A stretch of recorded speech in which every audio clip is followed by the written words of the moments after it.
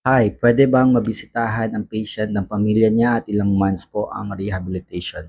Okay, so pwede pong mabisitahan si patient after 45 days from the entry or from the admission. Granted na yung patient is not violent or is able to behave and become obedient and there's no violation na nagagawa. So, pwede siyang mabisitahan and these visitations will only be made during weekends, that's Saturday and Sunday, and also selected holidays. And ina-announce po yan weekly ng mga case managers if pwede pong madalawan si patient by tomorrow or on a specific day. And also meron ding child privilege, no? Pwedeng mabisitahan ng mga bata niya. Granted na walang violation.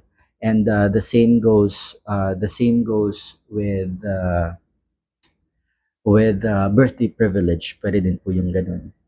And with regards to how many months yung pagpaparehab, it's actually a minimum of 6 months. Minimum meaning pwedeng umextend ng 7 months, 8 months, or more than that if yung patient is violent or maraming mga violations or maraming mga behaviors na hindi ka nais-nais. So, yun lang po.